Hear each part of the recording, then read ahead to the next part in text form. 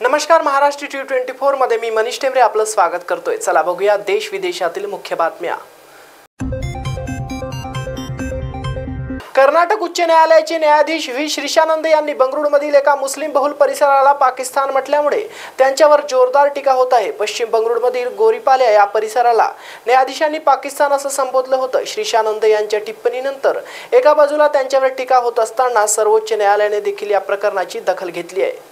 सरन्यायाधीश धनंजय चंद्रचूड यांच्या अध्यक्षतेखाली 5 न्यायाधीशांच्या खंडपीठाने न्यायालयीन शिष्टाचार पाळण्याच्या आवश्यकतेवर जोर दिला। बंगळुरू उच्च न्यायालयात 28 ऑगस्ट रोजी विम्याशी संबंधित एका प्रकरणावर सुनवाई घेत असताना न्यायाधीश श्रीशानंद यांनी टिप्पणी केली होती। सर्वोच्च न्यायालयाने म्हटले आहे की कर्नाटक उच्च न्यायालयाच्या न्यायाधीशांनी अनावश्यक टिप्पणी केली होती। सरन्यायाधीश म्हणाले, आपण काही मूलभूत मार्गदर्शक तत्त्वे ठरवू शकतो। या संदर्भात उच्च न्यायालयाच्या महासचिवांनी अहवाल सादर करावा। देवेंद्र फडणवीस यांनी एकनाथ खडसे यांच्या प्रवेशाबाबत गणेश उत्सवानंतर योग्य तो निर्णय घेतला जाईल असे म्हटले होते। आता अमित शहा 25 सप्टेंबरला नाशिक दौऱ्यावर येत आहेत। गेल्या काही महिन्यापासून ज्येष्ठ नेते एकनाथ खडसे भाजपमध्ये आहेत की शरद पवारांच्या राष्ट्रवादीत, यावर राजकीय वर्तुळात जोरदार चर्चा रंगल्या आहेत।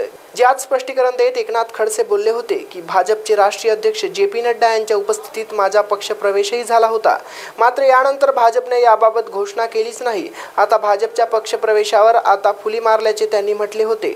एकनाथ खडसेंच्या वक्तव्यानंतर उपमुख्यमंत्री देवेंद्र फडणवीस यांनी एकनाथ खडसे यांच्या प्रवेशाबाबत गणेशोत्सवानंतर योग्य तो निर्णय घेतला जाईल असे स्पष्टीकरण दिले होते।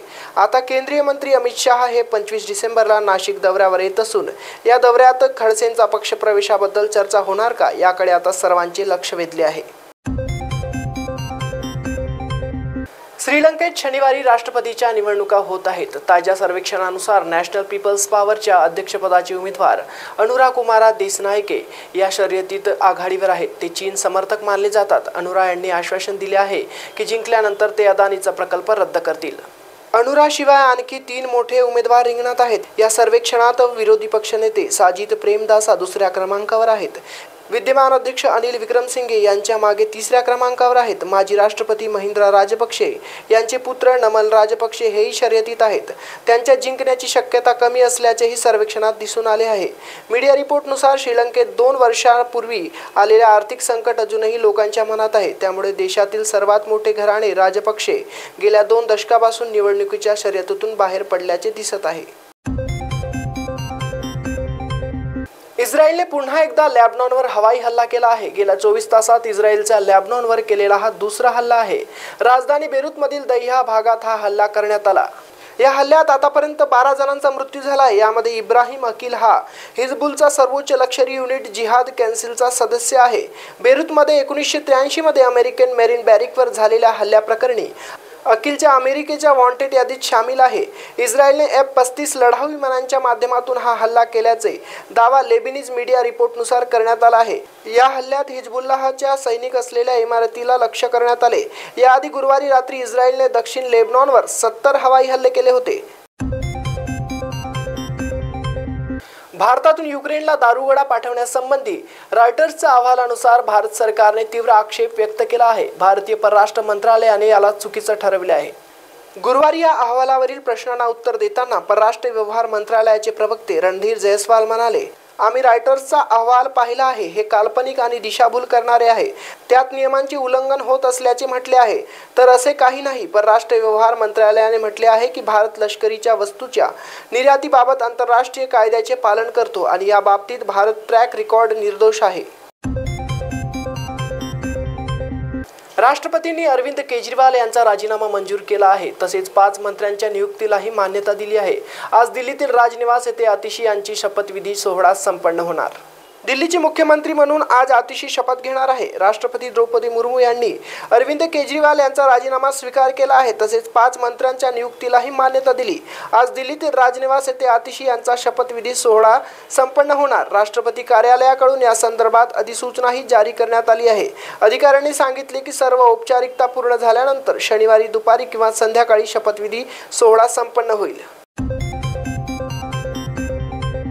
जम्मू काश्मीरमधील बडगाम जिल्ह्यात सीमा सुरक्षा दलाची बस डोंगराळ रस्त्यावरून जात असताना दरीत कोसळून झालेल्या अपघातात 3 जवान शहीद झाले आहेत। या अपघातात 32 जवान जखमी झाले आहेत। निवडणुकीच्या ड्युटीवर जात असताना हा अपघात झाला। 52 सीटर बस आपल्या ताफ्यासह विधानसभा निवडणुकीच्या पुढच्या टप्प्यासाठी जात असताना बस दरीत कोसळली। बसमध्ये बीएसएफचे एकूण 35 जवान होते। मध्य काश्मीरमधील ब्रेल वॉटर हॉल भागात हा अपघात झाला। जखमींपैकी 6 जणांची प्रकृती चिंताजनक असून त्यांना तातडीने उपचारासाठी जवळच्या रुग्णालयात दाखल करण्यात आले आहे। या अपघातात एक नागरिक चालकही जखमी झालेला आहे। हिंसाचाराने ग्रासलेल्या मणिपूरमध्ये आता म्यानमारमधील दहशतवाद्यांच्या घुसखोरीमुळे आता चिंता वाढली आहे। गुप्तचर संस्थांच्या अहवालानुसार म्यानमारमधून सुमारे 900 दहशतवादी मणिपूरमध्ये दाखल झाले असून ते मोठा घातपात घडवण्याची योजना आखत असल्याची माहिती आहे।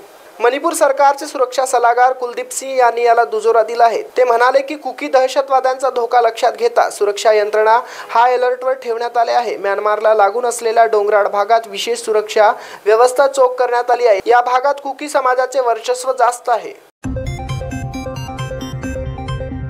तिरुपतीच्या लाडूमध्ये प्राण्यांची चरबी आणि फिश ऑइल मिसळल्याच्या प्रकारानंतर अयोध्येतील राम मंदिराचे मुख्य पुजारी आचार्य सत्येंद्र दास यांनी हा देशद्रोहाचा असल्याचं म्हटले आहे। यामुळे कोट्यावधी लोकांच्या श्रद्धेला तडा गेला। त्यामुळे दोषींना शिक्षा करण्याची मागणी त्यांनी केली।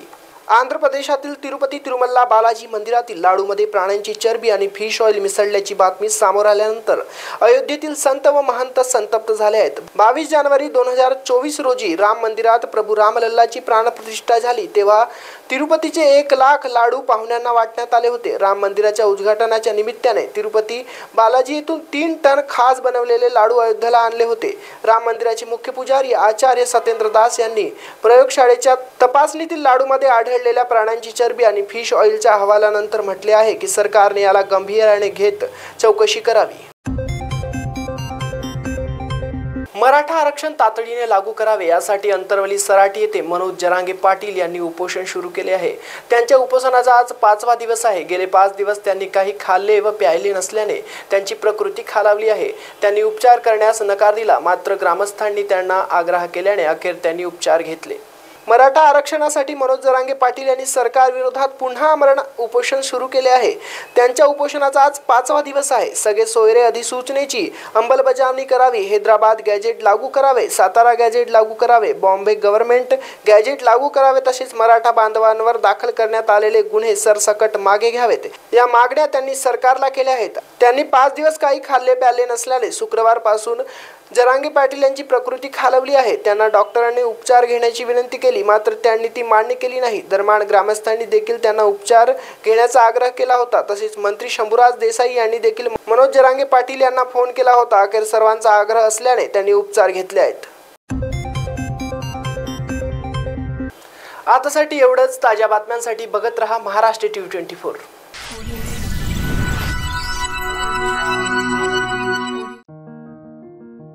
आयुष्यात प्रगती तेव्हाच होते जेव्हा अंगभूत गुणांना योग्य संधी मिळते। ग्रामीण महिलांना आत्मसन्मानाने जगता यावे, त्यांची जीवनोन्नती व्हावी म्हणून केंद्र आणि राज्य सरकार एकत्र कार्यरत आहे। गरीब महिलांच्या आयुष्यात समृद्धी यावी म्हणून उपजीविकेचे विविध स्रोत निर्माण केले जात आहेत। त्यांना स्वयंसहायता गट ते महिला किसान सशक्तीकरण परियोजनेचा लाभ मिळतोय। महिला बचत गटातील उत्पादनांच्या विक्रीसाठी महालक्ष्मी सरस माध्यमातून हक्काची बाजारपेठ मिळवून दिलेली आहे।